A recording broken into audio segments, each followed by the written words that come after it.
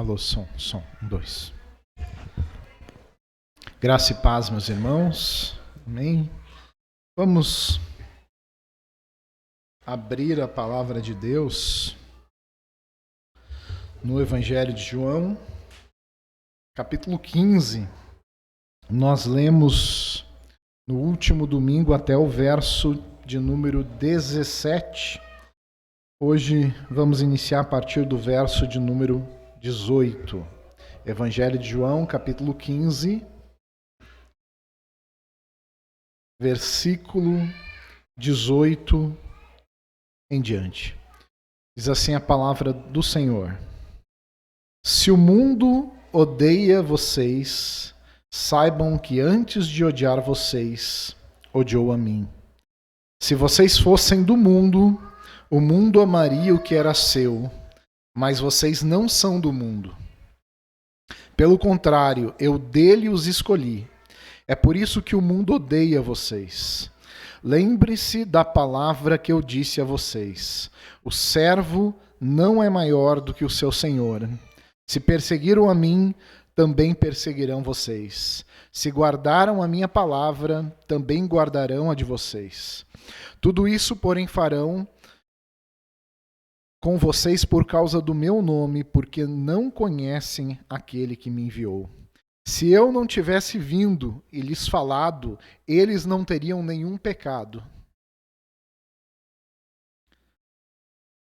Quem odeia a mim, odeia também meu Pai. Se eu não tivesse feito entre eles as obras que nenhum outro fez, eles não teriam nenhum pecado, mas agora não somente viram, como também odiaram tanto a mim como meu Pai. Isso, porém, é para que se cumpra a palavra escrita na lei deles: odiaram-me sem motivo. Quando, porém, vier o Consolador, que eu enviarei a vocês da parte do Pai, o Espírito da verdade que dele procede, esse dará testemunho de mim, e vocês também testemunharão, porque estão comigo desde o princípio. Podeis assentar.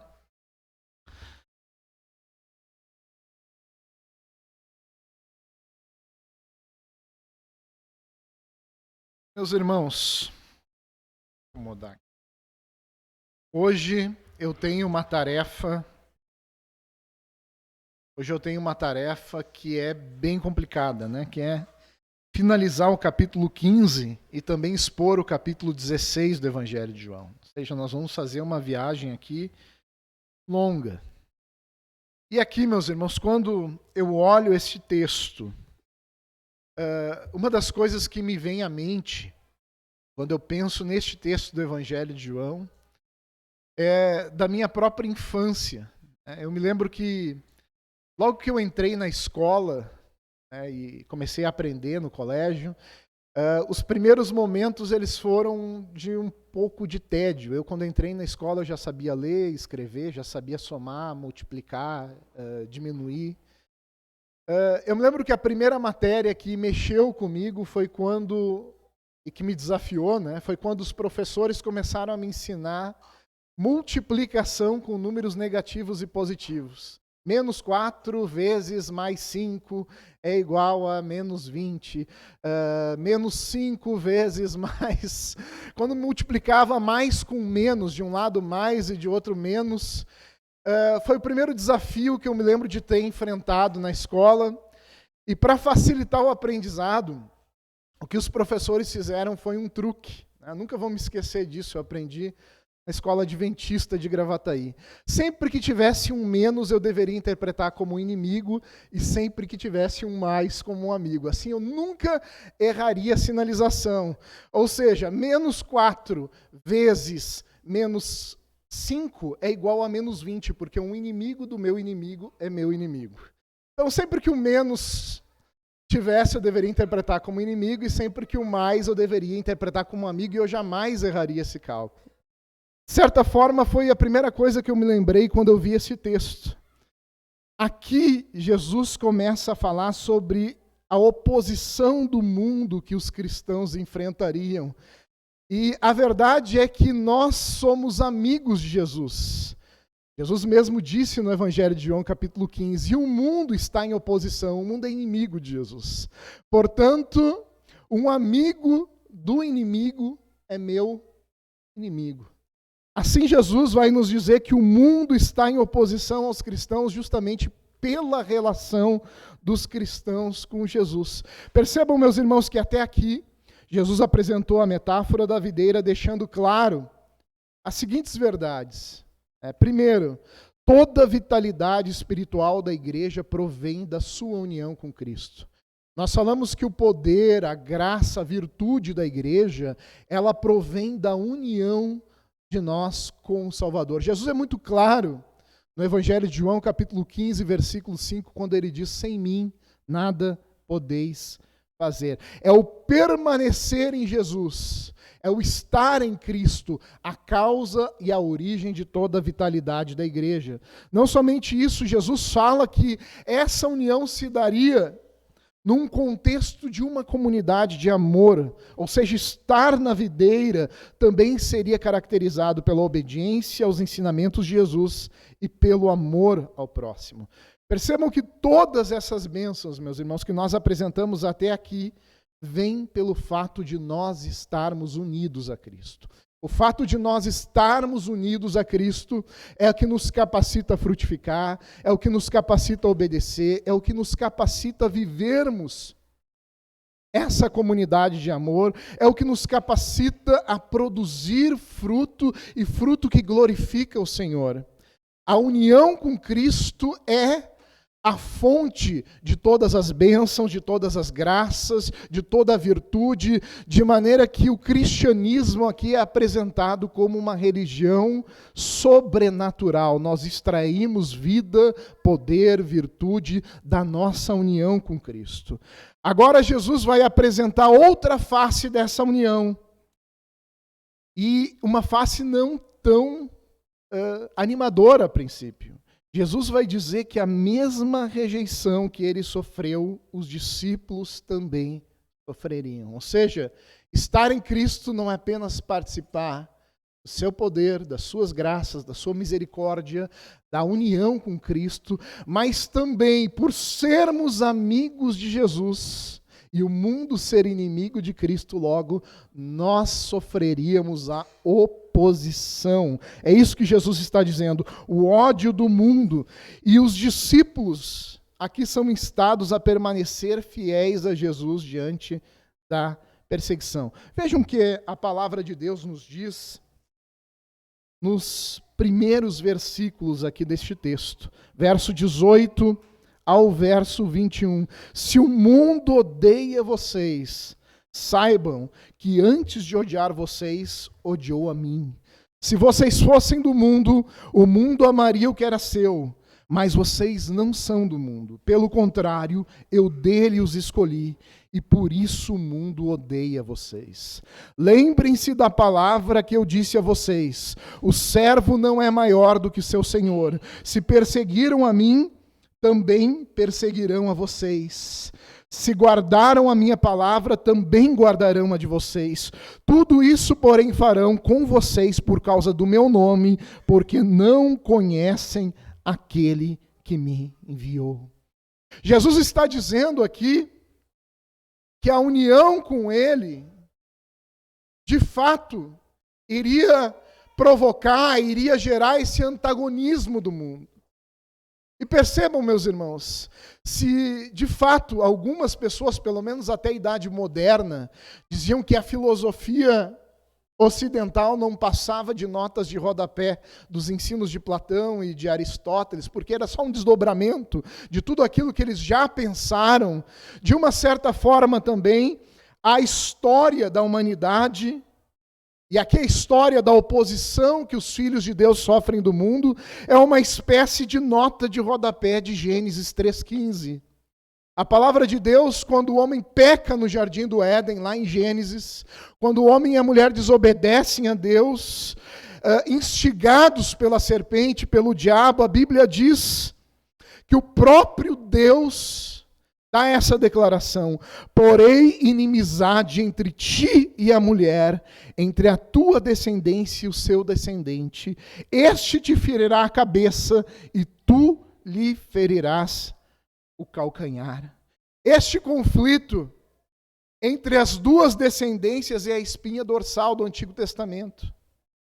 Quando nós vemos o Antigo Testamento, nós vemos também uma história de conflitos, de oposição, de perseguições. Percebam, o Antigo Testamento está repleto deste antagonismo. E eu vou dar aqui alguns exemplos. Caim buscando matar Abel, Faraó buscando destruir Moisés, Golias buscando destruir Davi, Babilônia buscando destruir Jerusalém. O Novo Testamento já começa com a história de um conflito, nos contando que Herodes buscava destruir a Cristo.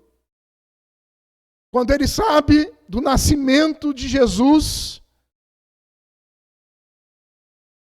ele procura destruir todas as crianças de 2 anos para baixo que tinham nascido em Belém. Esse conflito que perdura desde o Gênesis, ele só terá um fim, nos diz a Bíblia, em Apocalipse capítulo 20, verso 2, quando o dragão, a antiga serpente que é Satanás, for por fim destruído e derrotado completamente por Jesus. Esses conflitos, meus irmãos, não são isolados, mas são uma espécie de episódio dramático do desenrolar do conflito inicial entre a semente da mulher e a semente da serpente. A conclusão disso é que esse drama aguarda o retorno do Senhor Jesus.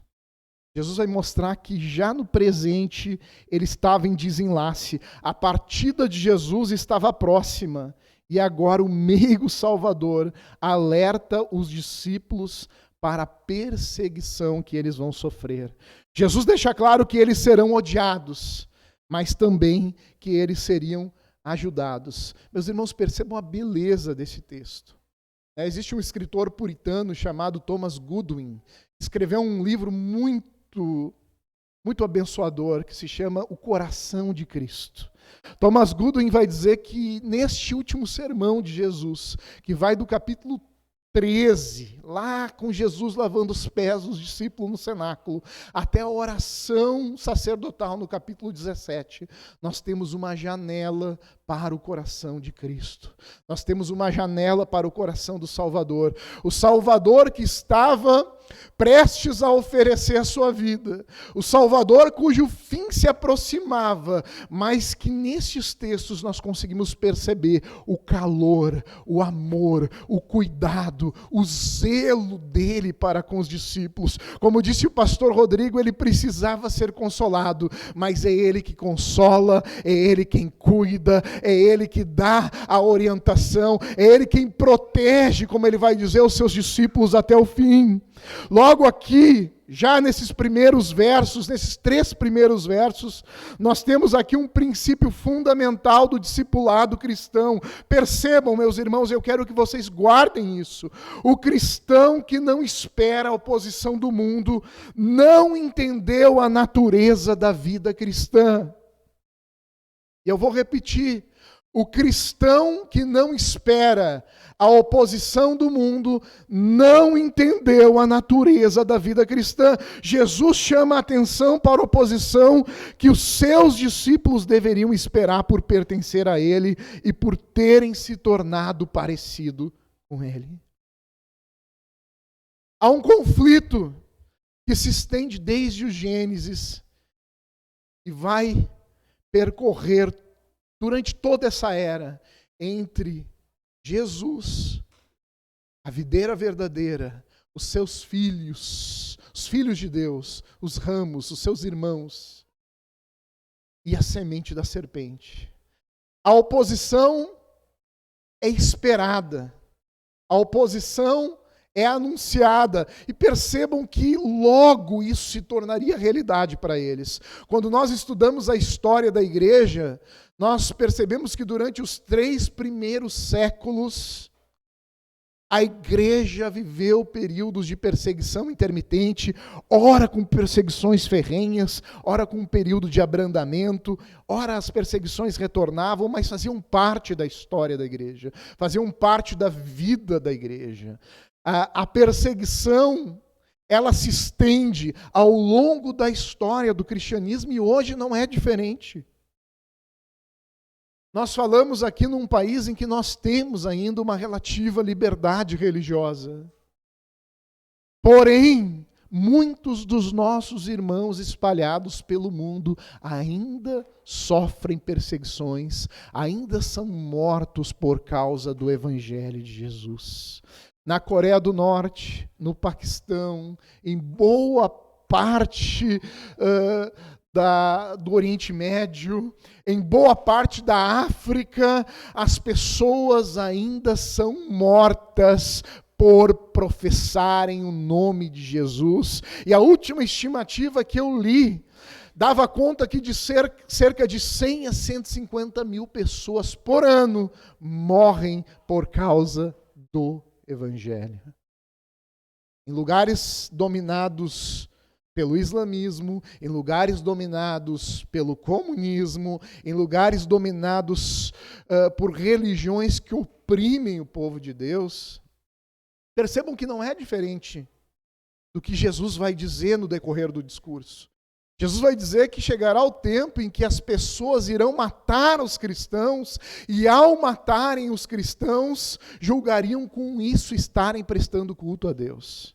Ou seja, a cegueira religiosa levaria grupos a perseguirem, a matarem, a maltratarem os filhos de Deus. Mas essa oposição, ela existe pelo simples fato de nós estarmos unidos a Cristo. E não é só a África, e não é só o Oriente Médio, e não é só a Coreia do Norte. No Ocidente, grande parte da Europa, no Canadá, em grande parte dos países ditos livres do mundo, a perseguição aos cristãos aumenta paulatinamente, seja através do politicamente correto, seja através de uma legislação injusta, ou mesmo de decisões judiciais ou de jurisprudências que se formam com o fim de calarem, de se oporem aos cristãos. Essa perseguição aqui não é a perseguição, não é a luta, não é a oposição que viria por conta dos nossos pecados. Pedro vai dizer lá em 1 Pedro capítulo 2, que se algum dos cristãos sofre, que não sofra como um malfeitor, que não sofra por causa do pecado, mas se por obedecer a Deus nós sofremos oposição do mundo. Saibam, meus irmãos, e aqui eu faço menção, paráfrase, a mensagem de Jesus no Sermão do Monte, que nós somos bem-aventurados, porque assim perseguiram os profetas que vieram antes de nós. Nós não devemos esperar que as nossas vidas sejam imunes à oposição e ao antagonismo enquanto estivermos no mundo. E por que não? Jesus vai dizer isso no verso 19. Porque nós não somos do mundo. A verdade que Jesus vai trazer aos discípulos é que uma nova realidade, a união com Cristo, traz uma nova realidade.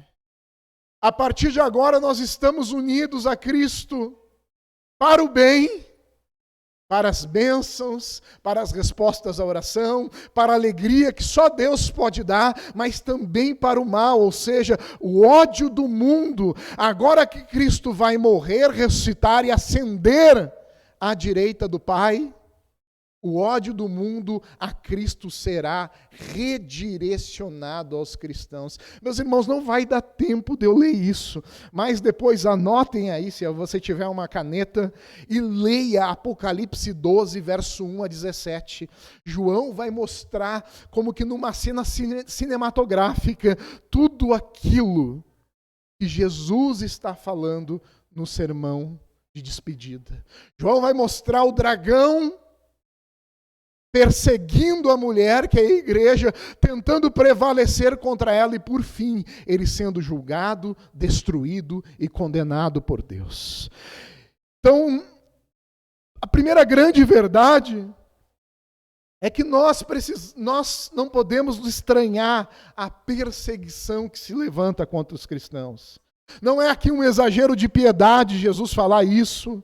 São as palavras do próprio Jesus. Nós não pertencemos a este mundo, e sim à nova criação, a outro tipo de realidade. E é isso que Paulo vai dizer em 2 Coríntios capítulo 5, verso 17, que se alguém está em Cristo, é nova criatura ou nova criação. As coisas velhas se passaram e eis que tudo se fez novo. Meus irmãos, percebam como este evangelho vai trazer uma luz profunda sobre a doutrina da salvação.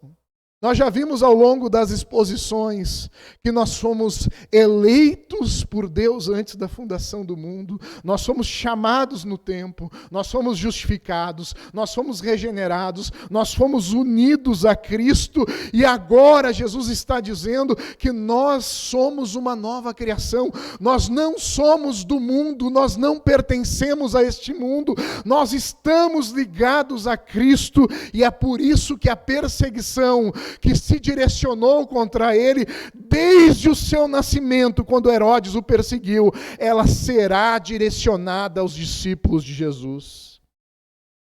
E aqui uma palavra de alerta: quanto mais parecidos com o mundo nós e a igreja formos, mais seremos amados pelo mundo.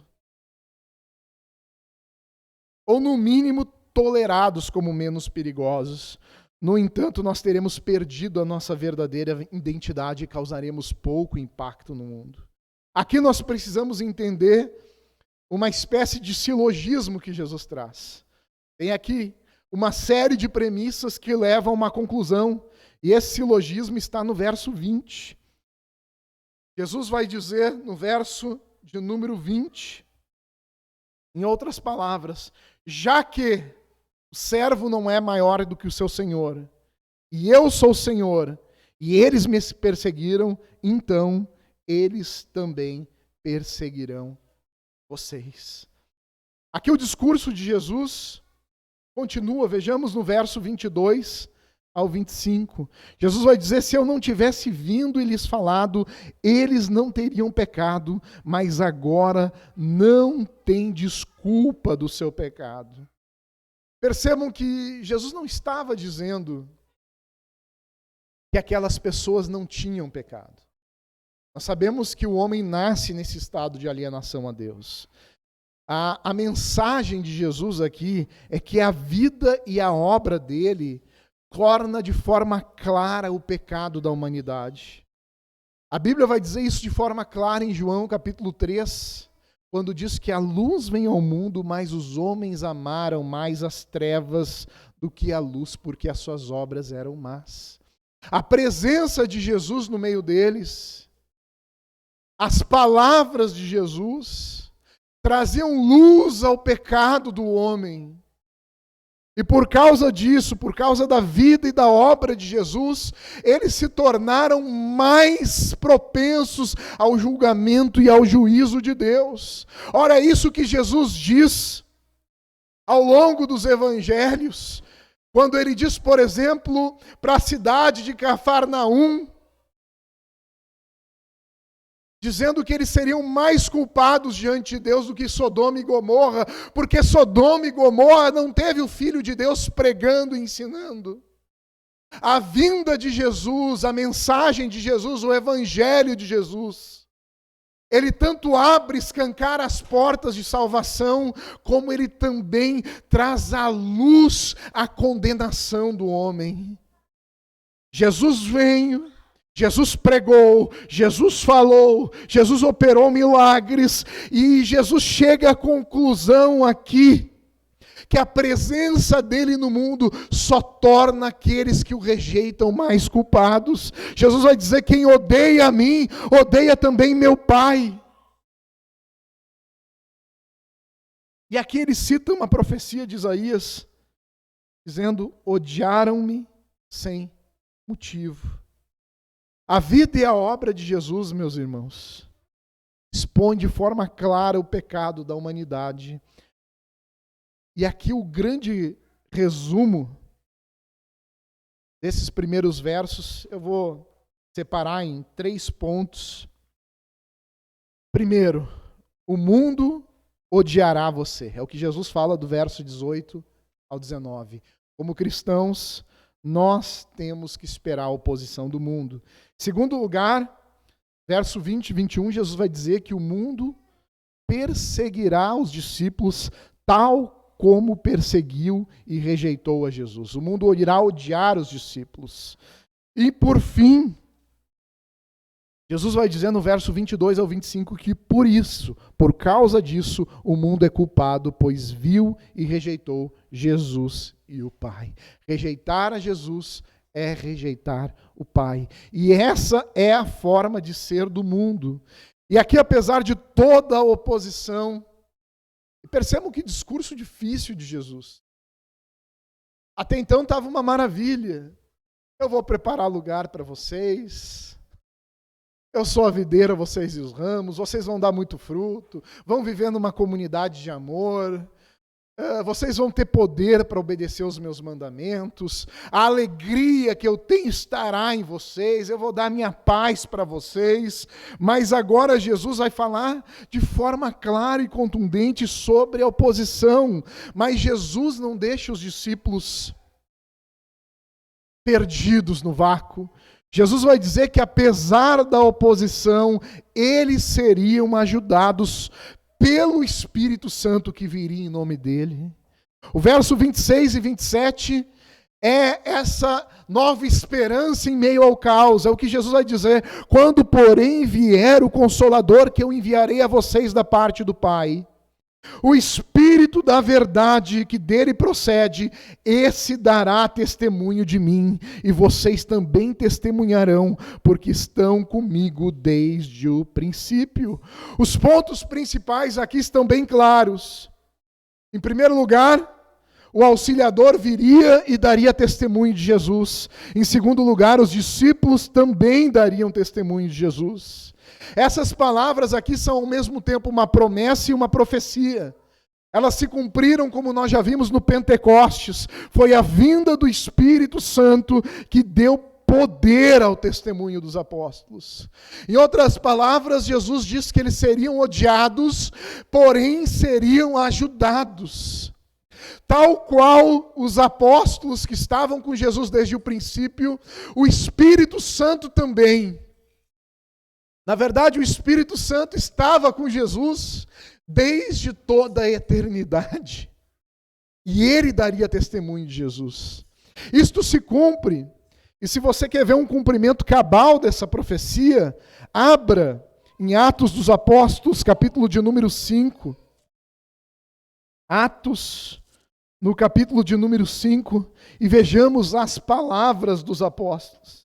Quando eles estavam perante o Sinédrio, Pedro e João, vejam o que eles disseram, a partir do verso 30.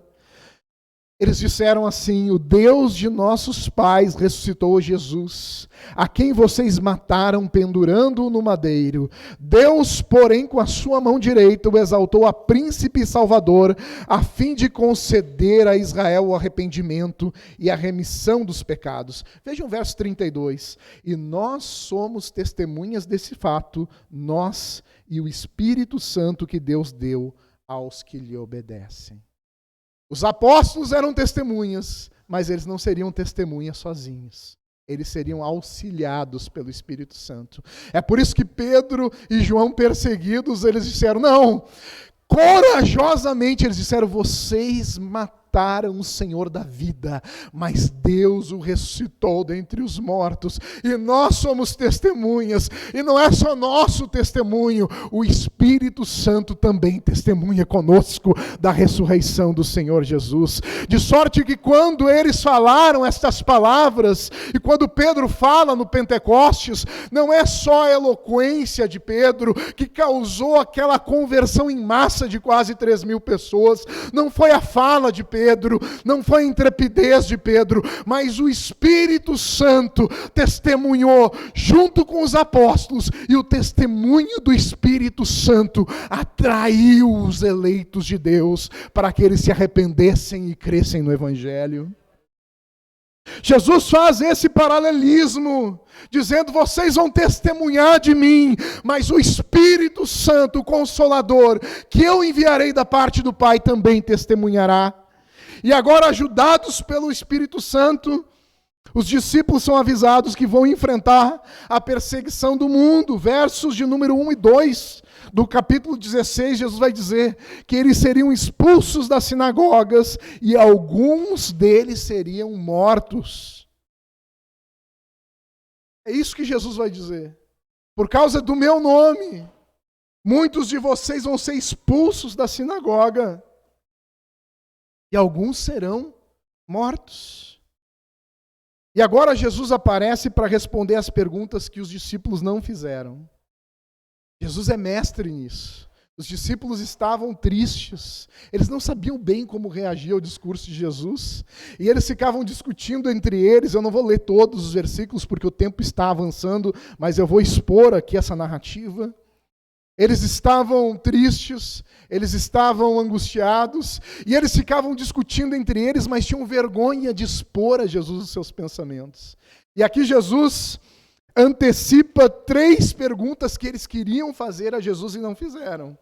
A primeira pergunta é: Jesus, por que você está nos dizendo isso? A segunda pergunta é: Jesus, por que você está nos dizendo isso agora?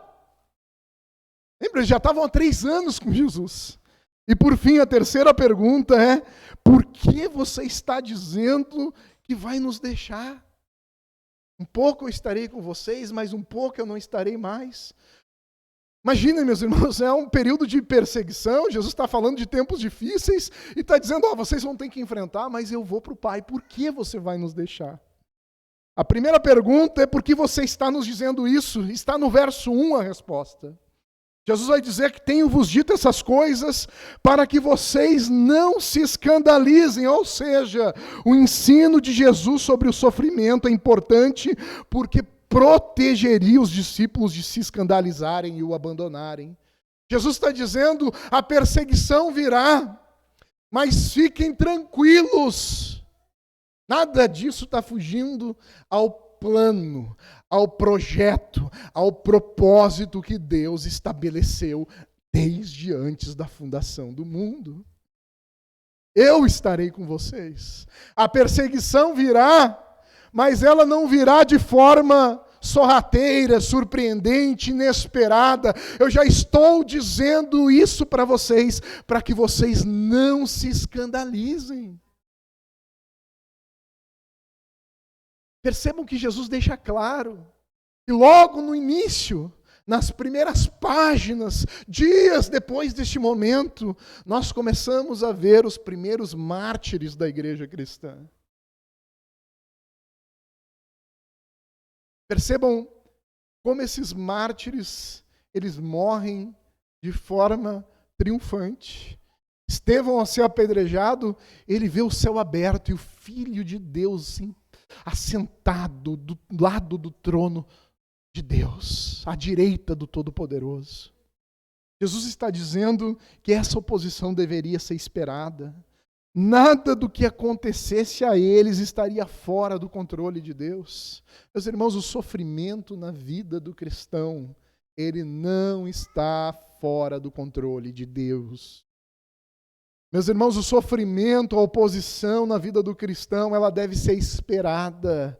Porém, as palavras de Jesus na grande comissão continuam ecoando aqui: eu estarei convosco todos os dias até a consumação dos séculos. Jesus aqui fala do custo do discipulado. Jesus aqui fala que haveria essa perseguição e que ela deveria ser esperada.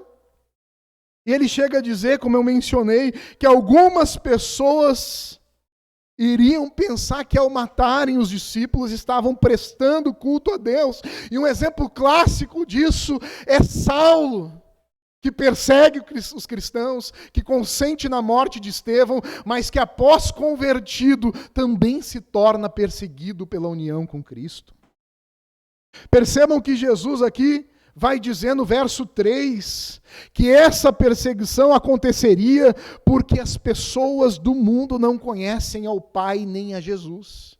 É a ignorância, é o estado de trevas, é o pecado delas que faria com que elas perseguissem a Cristo e perseguissem os discípulos por causa de Jesus. E aqui, meus irmãos, essa lição é muito importante. É como se Jesus estivesse dizendo: a perseguição, no fundo, não tem nada a ver com vocês. Eles perseguem vocês porque eles me odiaram. Eles perseguem vocês porque vocês estão em mim. E quando nós entendemos isso, mesmo que a dor da perseguição persista, nós já podemos dizer: Senhor, de fato isso não tem nada a ver comigo, por isso eu entrego esse fardo a Ti. É isso que produz a tranquilidade em meio às perseguições. Nós somos perseguidos, nós somos odiados, nós enfrentamos a oposição do mundo por causa de Jesus. E aqui Jesus dá mais um aviso no verso 4. Ele vai dizer: eu estou falando essas coisas para que quando chegar a hora vocês se lembrem que eu já tinha dito isso a vocês. De novo Jesus fala, essa oposição não deve ser causa dos cristãos ficarem prostrados, porque ela não vai pegar ninguém de surpresa. Somente o cristão desatento acha que essa perseguição o pega de surpresa. Jesus aqui, meus irmãos, eu de novo vou fazer menção a Thomas Goodwin, né, o puritano do século XVII, ele derrama essas palavras na mente e no coração dos discípulos. E ele está lhe dando estas palavras como um recurso que vão impedir que esses discípulos se escandalizem. Mas agora fica a segunda pergunta: por que Jesus está dizendo essas coisas agora? É o último discurso. Meus irmãos, nós estamos a menos de 24 horas da morte do Senhor Jesus. Segundo os evangelhos, Jesus vai morrer lá pelas 3 horas da tarde do dia seguinte. Nós estamos na última noite. Por que Jesus está dizendo isso logo agora? Olha o trajeto que eles tiveram com os discípulos. Parece que eu posso antever os discípulos pensando, mas sem coragem: por que não disse isso antes, Jesus?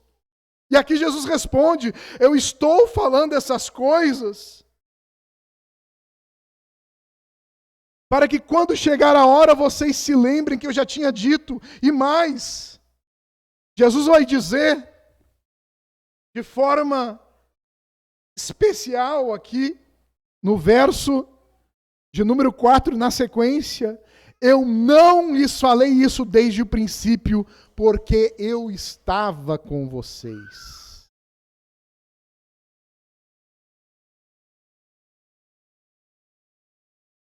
Ou seja, Jesus adiou esse momento, não por sua própria causa, mas para proteger os discípulos.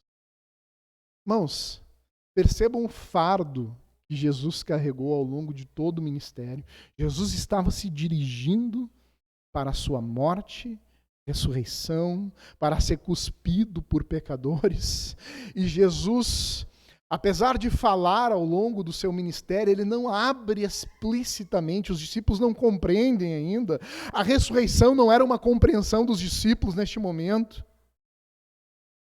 E Jesus está dizendo: eu não trouxe este pensamento para vocês, eu não falei sobre estas coisas com vocês, porque eu sei a estrutura de vocês. Eu sei que vocês não aguentariam, e enquanto eu estava com vocês, o meu trabalho era protegê-los, era guardá-los.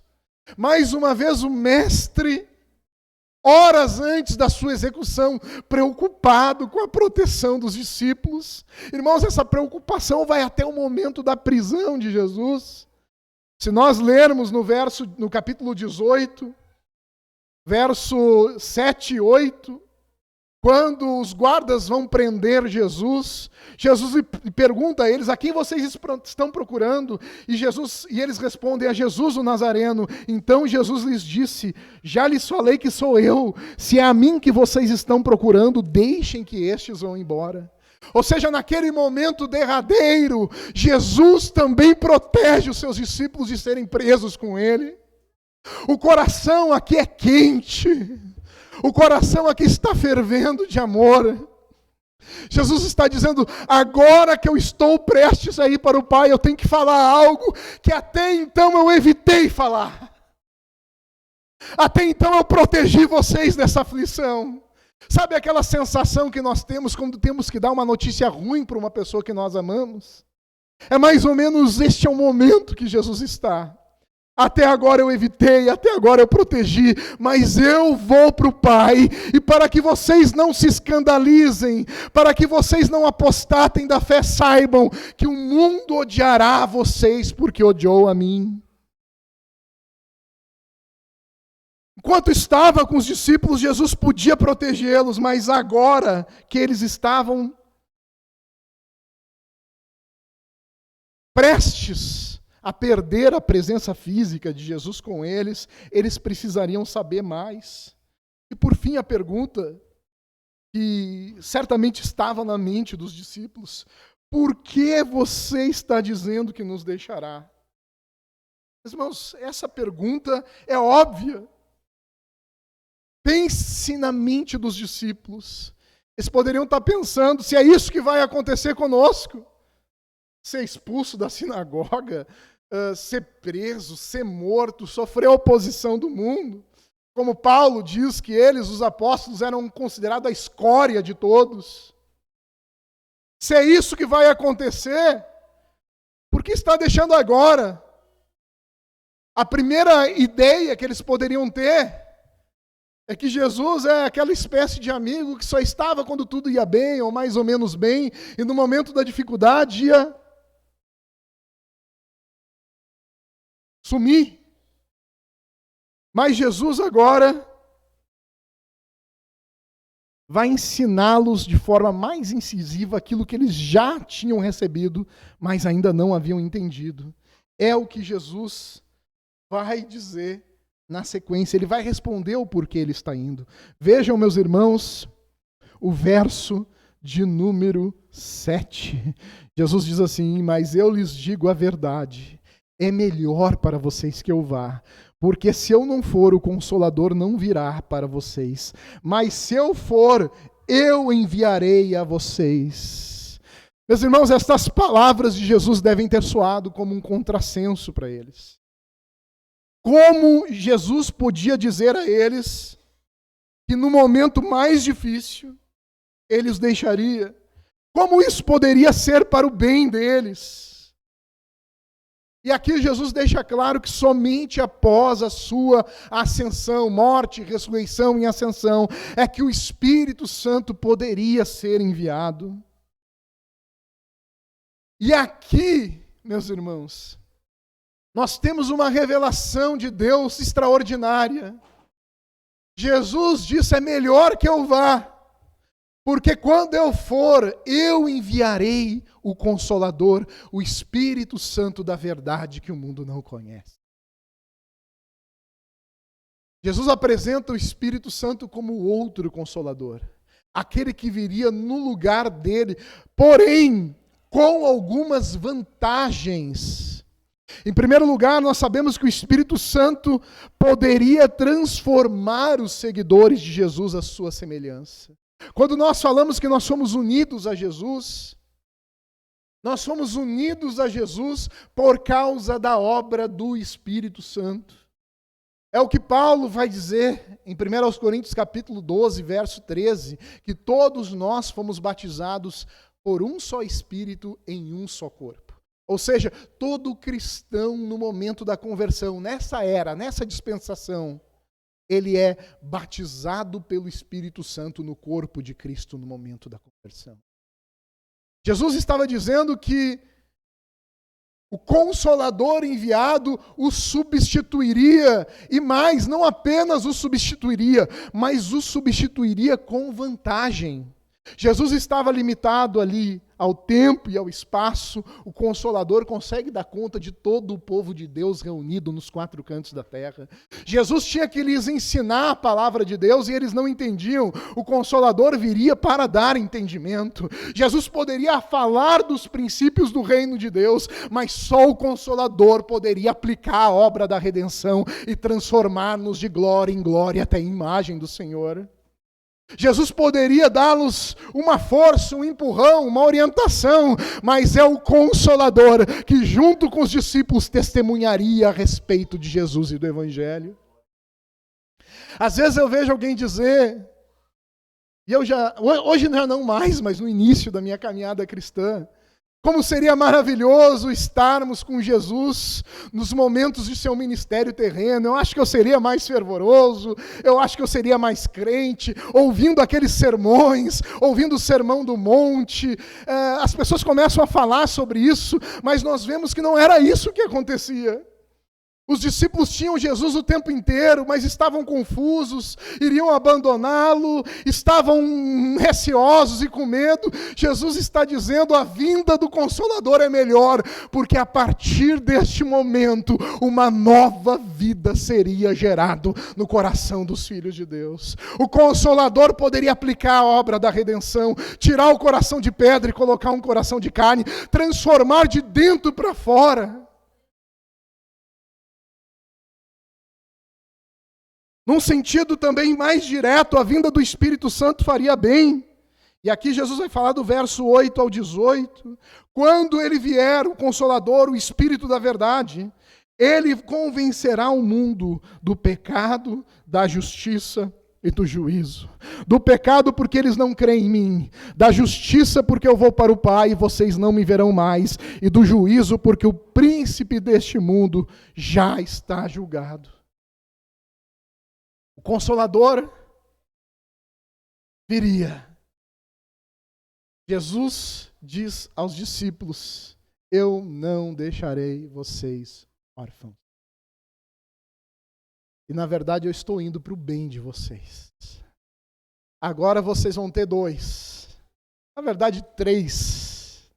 Um pai amoroso e propenso por causa da obra de Jesus. Um filho à direita de Deus que estaria para sempre para interceder pelos seus, e o Espírito Santo operando, renovando, transformando. A mudança seria para melhor. E aqui N.T. Wright vai dizer que o Espírito Santo vai convencer o mundo nos três aspectos que realmente importam. Primeiro, o Espírito demonstrará que o mundo está errado em relação ao pecado.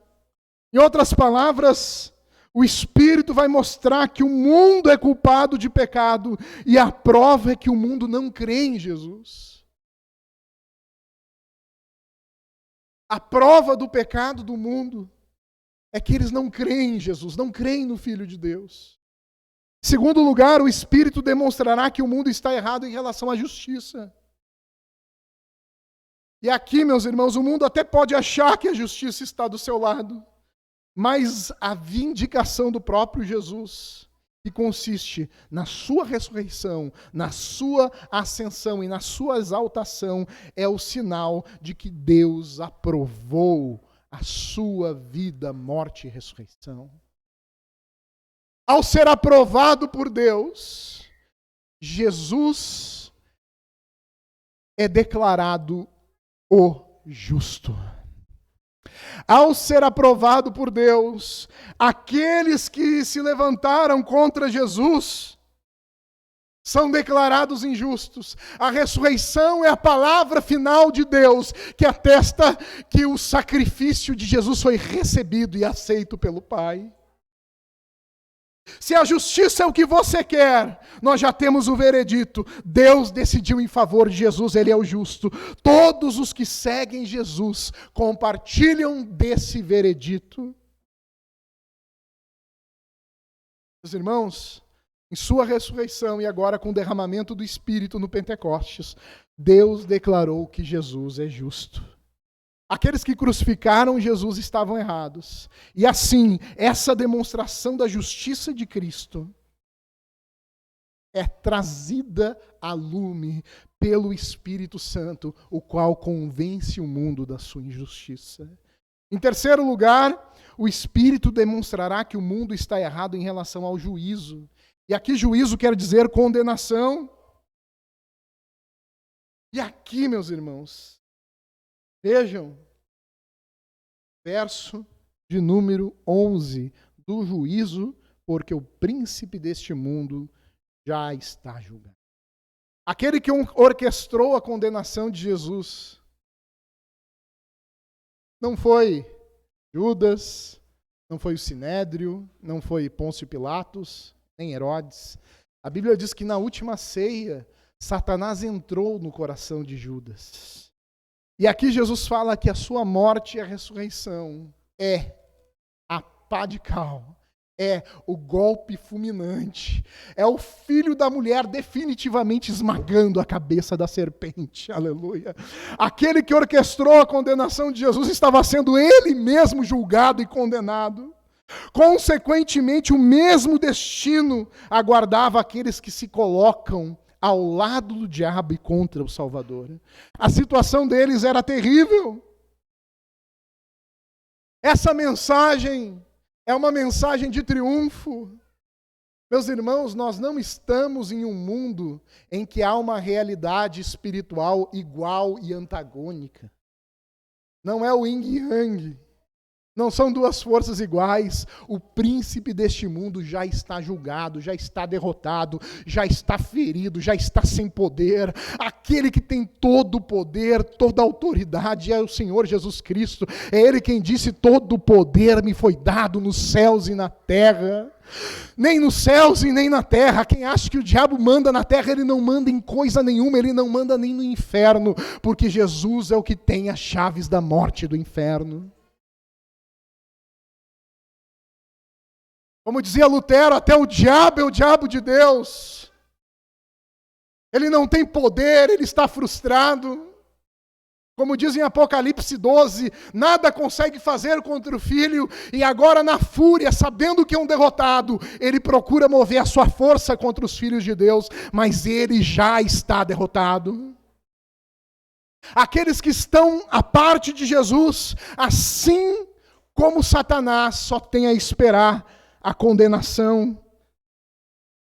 E aqui a pergunta: será que haverá esperança para esses que agora estavam sendo convencidos e condenados? Sim, porque o Espírito Santo convence a fim de converter. Aleluia.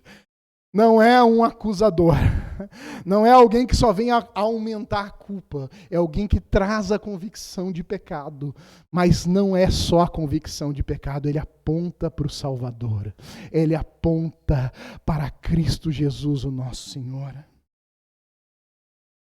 Jesus continua falando sobre espírito de iluminação, verso 12 a 15.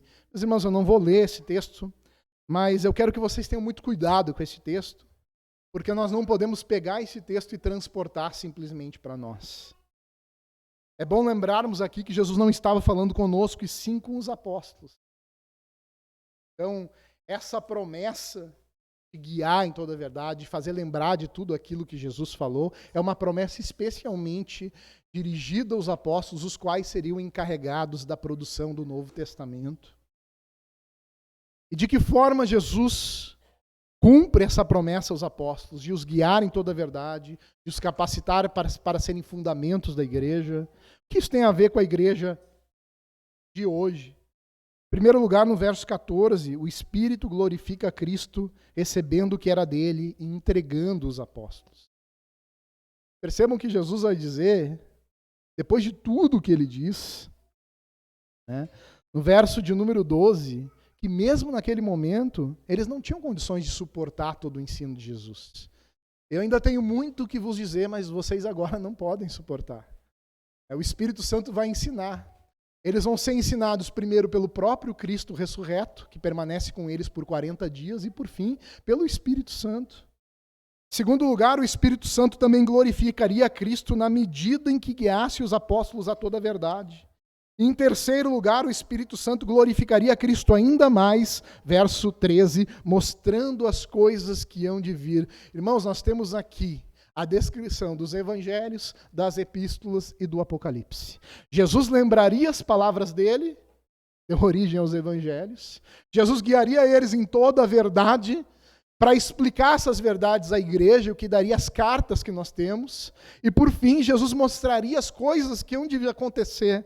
E é o que João diz em Apocalipse 1:1, revelação de Jesus Cristo que deu a entender sobre aquilo que aconteceria. Ou seja, Jesus cumpre essa promessa guiando os apóstolos para nos dar um livro que ao mesmo tempo, assim como Jesus é ao mesmo tempo homem e Deus, é ao mesmo tempo escrito por homens, mas inspirado pelo Espírito Santo.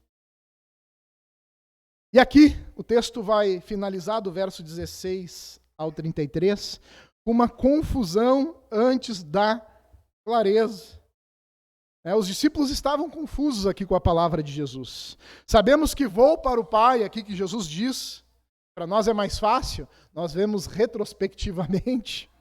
É uma fala de Jesus a respeito da sua paixão, morte, ressurreição e ascensão. Dentro de poucas horas, Jesus estaria morto. De sorte que um pouco e não o veriam, era um pouco mesmo, era horas. Eles, na verdade, achariam que nunca mais veriam o Senhor. Contudo, Jesus diz, mais um pouco e eles o veriam novamente quando ele ressuscitar. Mais uma vez, Jesus pré-anuncia sua morte e ressurreição. E aqui o motivo, meus irmãos, pelos quais os discípulos estavam confusos, percebam, tente entender isso, é porque eles tentavam entender as palavras de Jesus sem levar em consideração a sua morte e ressurreição. Eles ainda não tinham entendido isso. O morrer, como morrer pode ser bom porque ao terceiro dia ele vai ressuscitar, vai assumir o seu lugar à destra de Deus, vai enviar o Espírito Santo, mas os discípulos ainda não tinham toda essa clareza. Sem a ressurreição o cristianismo não faz sentido, e é isso que Paulo vai dizer em 1 Coríntios capítulo 15, se não há ressurreição, comamos e bebamos porque amanhã morreremos. Mas porque há ressurreição, porque Cristo reina, de fato é melhor que Ele vá, que Ele seja o substituto, que Ele abra as portas de acesso a Deus e que abra caminho para a chegada do Espírito Santo. Os medos que surgiram por Jesus estar partindo só poderiam ser sanados com a ciência da sua ressurreição. E é isso que Jesus vai pintar com a sua ênfase típica. Em verdade, verso de número 20 a 22. Em verdade lhes digo que vocês vão chorar e se lamentar.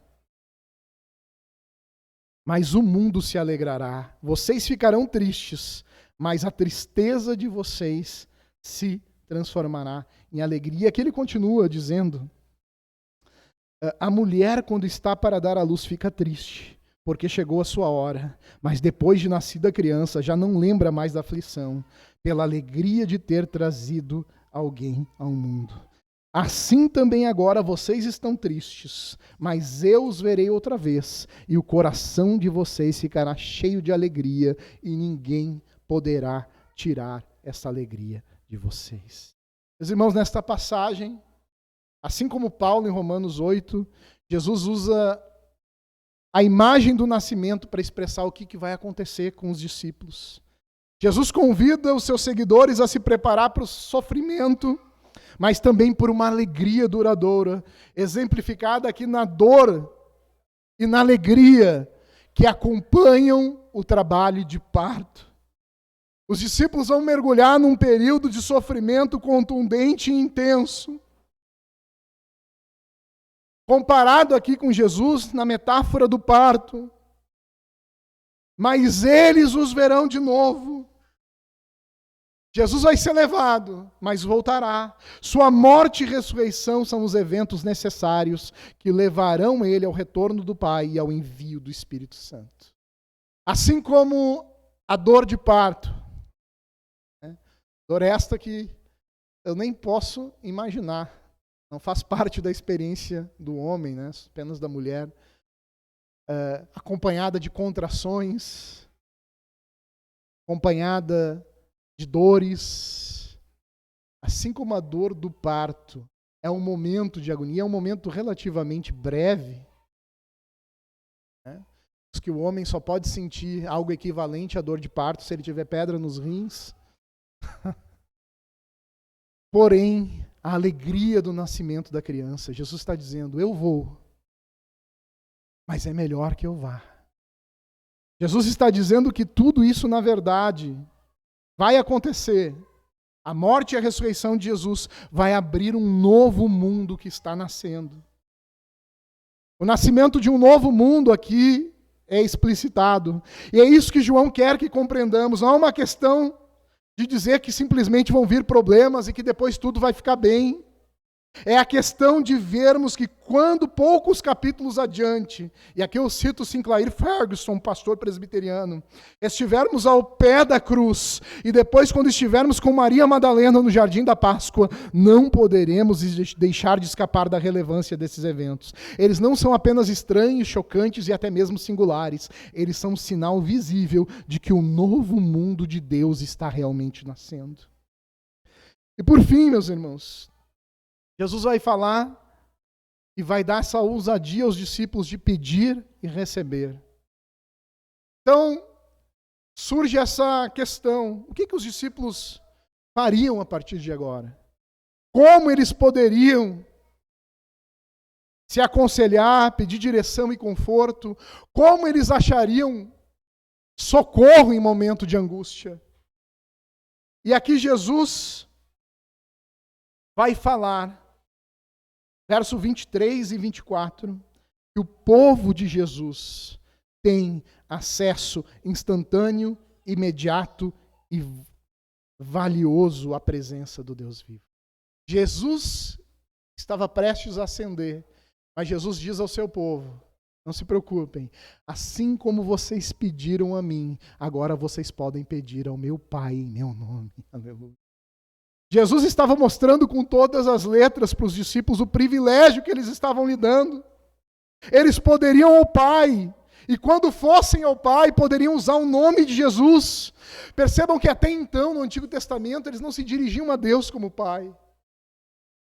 Agora, por causa da obra de Cristo, nós podemos chamar Deus de Pai, de Abba Pai, de Paizinho. As portas dos céus estão escancaradas aos discípulos. De fato, eles não teriam Jesus ali do seu lado, mas eles poderiam orar e o Pai ouviria e atenderia a oração deles. E mais, eles não precisavam duvidar de que receberiam toda a ajuda necessária na presença do Pai, em nome do Filho. Percebam, irmãos. Percebam a riqueza deste texto. Jesus vai dizer, em verdade lhes digo, se pedirem alguma coisa em meu nome, Ele, o Pai, lhes concederá. Até agora, vocês não pediram nada em meu nome. Peçam e receberão, para que a alegria de vocês seja completa. A união entre Jesus e os crentes nos dá acesso ao Pai. O Pai de Jesus agora é o nosso Pai. É por isso que Jesus, ao ressuscitar, poderia dizer a Maria: digam aos meus irmãos, eu subo para o meu Pai e vosso Pai. O Pai de Jesus agora não é mais simplesmente o Deus de Israel, é o Deus deles, é um Deus pessoal. Embora eles não pudessem mais ter a presença de Jesus, o coração do Pai estava disposto a ouvir e a receber as orações em nome de Jesus. Eles não ficariam órfãos. O Pai estaria lhes atendendo. O Filho estaria intercedendo. O Espírito Santo estaria operando no coração deles. E mais aqui Jesus diz, quando eles oram em nome de Jesus, o que significa orar em nome de Jesus?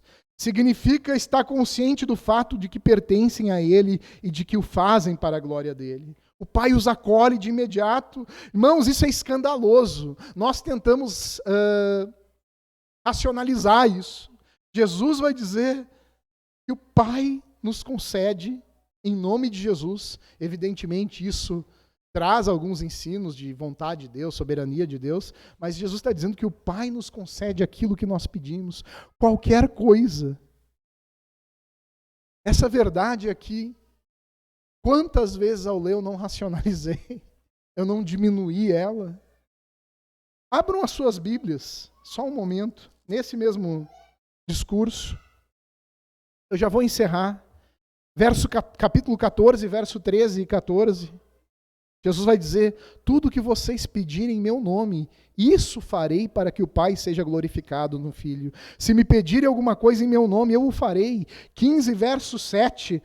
A palavra de Deus vai nos dizer: se permanecerem em mim, as minhas palavras permanecerem em vós, pedirão o que quiserem e isso será feito. Verso de número 16, o que a palavra de Deus vai dizer? Não foi vocês que me escolheram, pelo contrário, eu escolhi vocês e vos designei para que vão e dei fruto, e o fruto de vocês permaneça, a fim de que tudo o que pedirem ao Pai em meu nome, Ele vos conceda. Verso 26 e 27 do capítulo 16, ele vai dizer, ou do capítulo...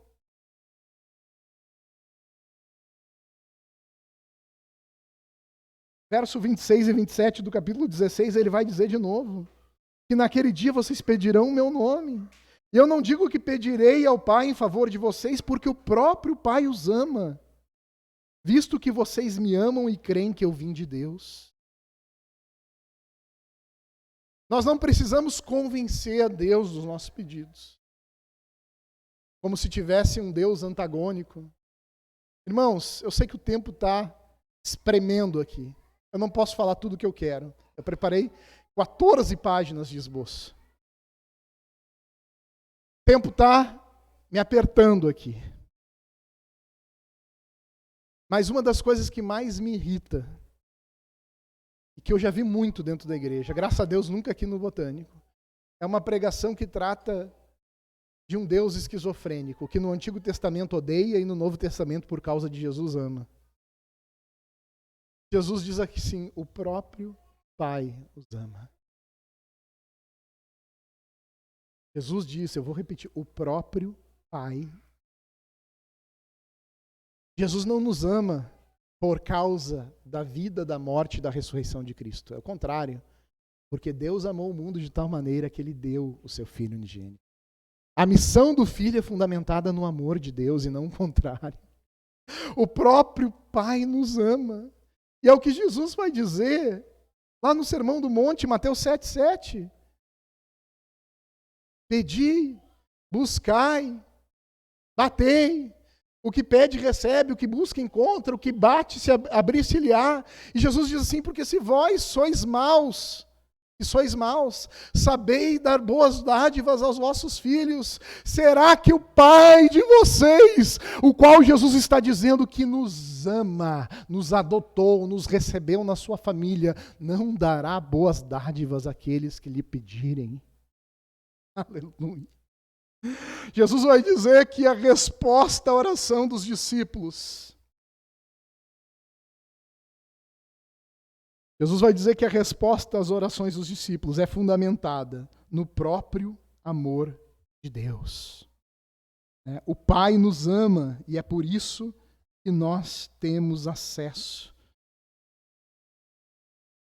É hora de tirar da nossa mente, irmãos, todas aquelas imagens de um pai distante, arredio, indiferente. Eu sei que muitas pessoas têm a mania de projetar na relação pessoal com Deus aquilo que eles têm de experiência com seus próprios pais.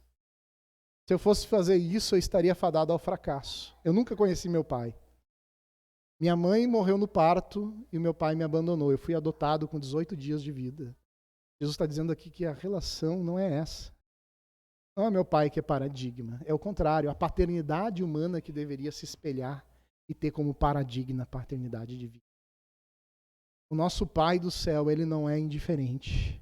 O coração de Jesus, ele é latente aqui. O Pai nos ama.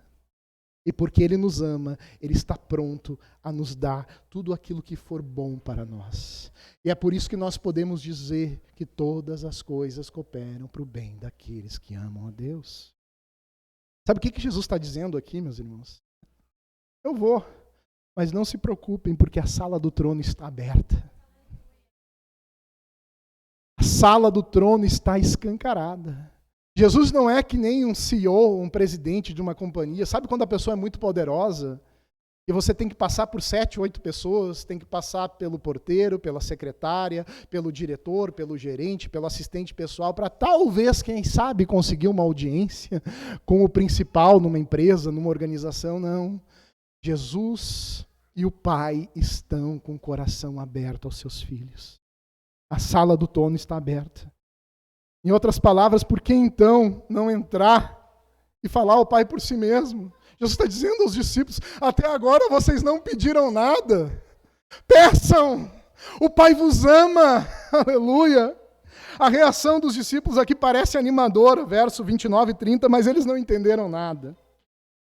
O ânimo deles muda, surge uma nova confiança, mas Jesus, mais uma vez, versos 31 e 32, fala que haveria perseguições. E assim, meus irmãos, a aprovação dos discípulos seria pequena se comparada à de Jesus.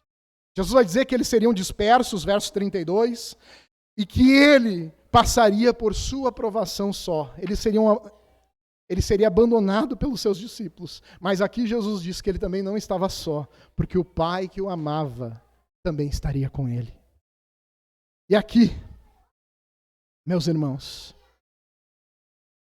Jesus encerra no verso 33, dizendo, falei essas coisas para que em mim vocês tenham paz. No mundo vocês passam por aflições. Tenham coragem, eu venci o mundo. Ao concluir o sermão, Jesus promete duas coisas. Anota aí, promessa de Jesus. A promessa de Jesus, como diz Paulo em 2 Coríntios, já tem nele o sim e o amém. Tem coisas que a gente não precisa orar se é a vontade de Deus. Né? Tiago diz, por exemplo, se nós pedirmos sabedoria, podemos pedir com fé certos de que Deus vai dar, porque ele já disse na sua palavra. Jesus promete duas coisas aos seus discípulos. A primeira é a paz. A paz que o mundo não conhece. A paz que subsiste em meio às dificuldades, em meio a doenças, em meio à morte. Será que Estevão não estava em paz, sendo apedrejado e vendo os céus abertos?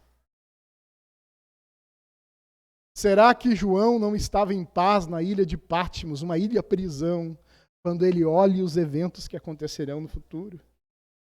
Será que Paulo e Silas não estavam em paz em Filipos, sendo açoitados? E era meia-noite, eles oravam e cantavam louvores a Deus. E não só a paz, Jesus também promete a vitória. Ele diz, eu venci o mundo. Irmãos, em Cristo há triunfo. E por meio deles, como diz Paulo em Romanos 8:37, nós somos mais do que vencedores. Como se Jesus dissesse. Como se Jesus dissesse, quando vocês confiarem em mim, vocês terão paz em meio às inquietações do mundo e terão vitória sobre todos os inimigos do Evangelho. E aqui eu vou pedindo perdão aos irmãos, as aplicações, rapidamente. Eu estava em luta hoje com esse texto e confesso que eu não falei nada do que eu queria falar. Mas eu quero trazer algumas verdades porque eu acho que a palavra tem que ser aplicada antes de encerrar. Primeira coisa, são 5 verdades. A vida cristã envolve a oposição do mundo. Neste texto, Jesus não esconde o custo do discipulado. Estar unido a Cristo não só nos permite produzir fruto, mas também envolve constante oposição, em alguns casos até a morte.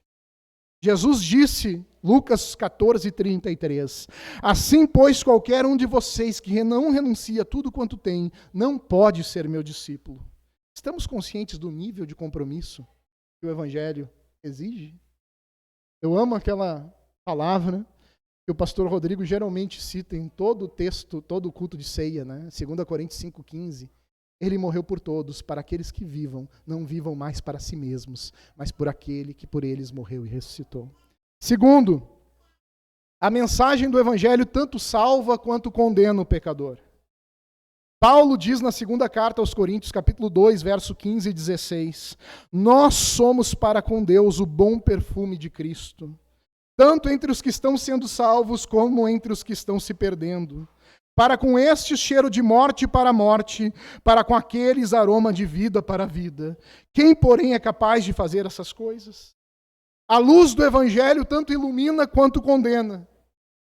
Jesus disse que a vinda dele ao mundo, os seus ensinos, trariam maior condenação.